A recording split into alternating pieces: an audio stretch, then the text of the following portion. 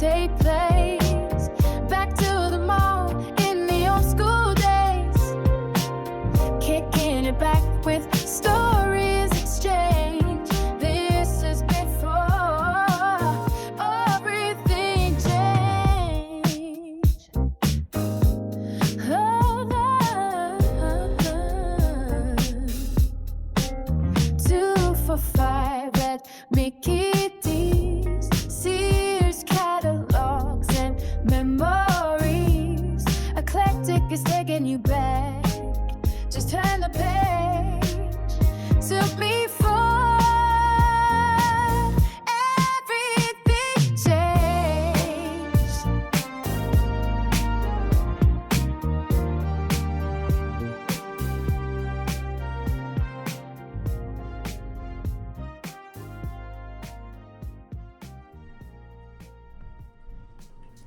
Before Everything Changed, I'm your host.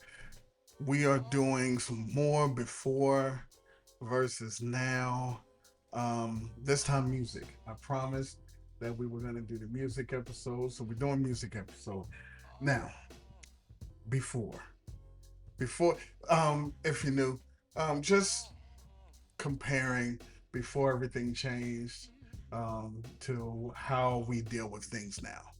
I'm not saying one is better or worse. It's just different. So music, um, 70s, 80s, a lot of the 90s, you relied on radio. You relied on radio.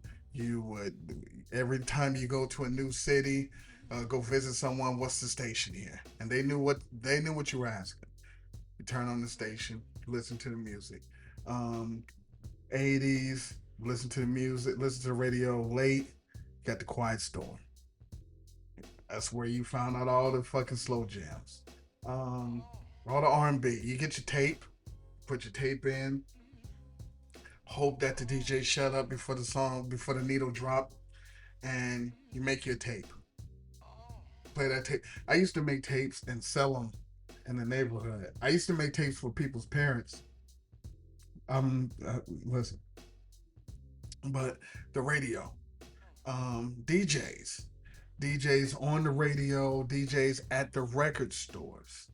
Um, this is how you would consume. You would know what DJ was playing, and then the DJs at the record store would also make you a tape, sell it, a 90-minute tape for $20, whatever you want on there, or you leave it up to them. Boom. That's how you would consume music. You would find out new music going to the record store. You go to the record store without an idea of what you're gonna buy. You just go in and look. You say, "Damn, that looks cool." This is no listening stations. There's listening stations now, and there was in the '90s, but in the '80s, nah. You could in some places say, "Hey, could you throw this on?" And if they had an open copy, they throw it on. But if they have an open copy, nah, fuck you, buy it. But record stores for music discovery, and we would listen to the full album. The album, if we bought the album and someone let us borrow it, we listened to the full album. The other reason why we listened to the full album, because if you had vinyl or you had cassettes, there's no skipping to the next track. There is no going back to the previous track. There's no, oh, I want to hear this song, so let me go right to it. Now, rewind and fast forward wasn't as exact as things became.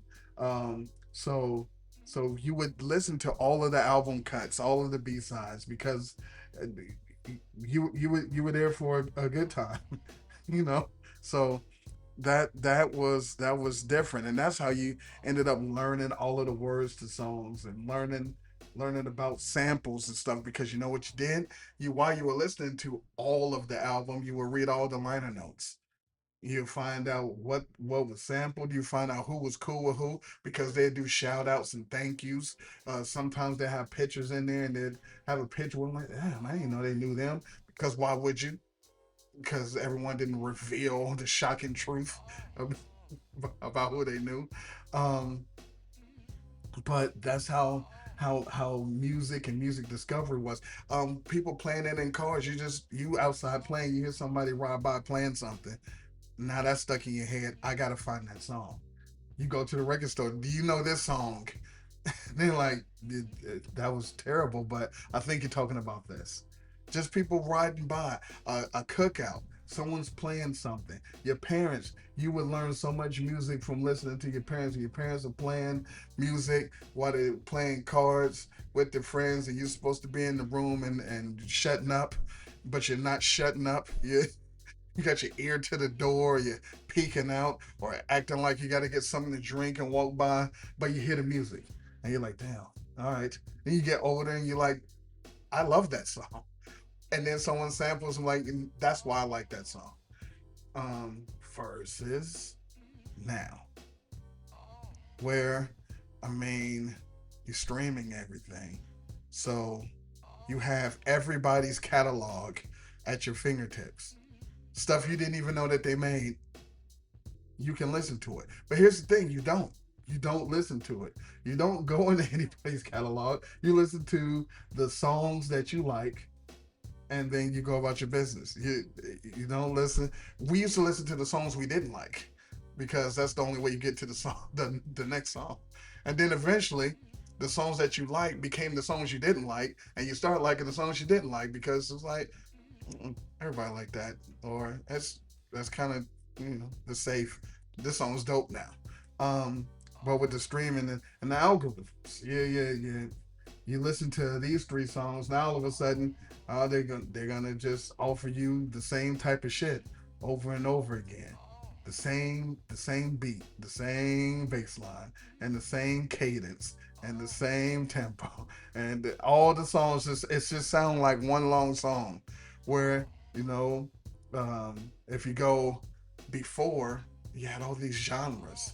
I'm gonna do a genre episode, but you had people went out of their way to sound different. Well, I don't want to sound like any, especially the most popular person. If there's one thing that people did not want to do, is sound like whoever was selling records, except for Michael Jackson. They tried, but they couldn't do it, so they stopped. And so, but now versus, oh, whoever's selling, let's sound like, let's do that. Let's get their producer, let's get their songwriter, and let's make it sound like, use the computer and make my microphone sound like them. And then the worst part is they sell. And then all the rollouts. Hey everybody, my album's coming out in 5 months. Here's my track list. Here's the guest. Here's the guest stars that's gonna be on my album. Okay. Versus, like I said, you go to the record store, you don't even know these people exist, and you're like, oh, cool. Oh, fuck, they're on that album. That's cool. Maybe I'll buy it. Or, ew, he's on that album. I'm definitely not. I'm never listening to that. But it's just real different between how music was, music discovery, how it sound, um, instruments. People would play instruments on the record. They would have studio sessions with studio bands and verses. I sampled that guitar from. Like, no, I had this guy sit on a stool and play and play the guitar. They play the piano. They play the bass. This is the music. Bare minimum, I had somebody come in and play that. Then I put it in the computer, chopped it up, and gave you some ill shit. Versus, nah, I just took Dre's beats from his drums from here, and then I took Teddy Riley's fucking synthesizer from here, and then I put it together and made a fucking Dre Riley beat. And then we remade fucking Never Too Much. I did nothing original. I did zero original. But anyway, that is the before versus now on the music side of the game. Next up, we're gonna do TV. So if you like these, then I appreciate you listening. If you don't like these, doesn't matter. I'm going to keep doing them. But in the meantime, in between time, before EC. Sears catalogs and memories is taking you back. Just turn the page to before everything changed.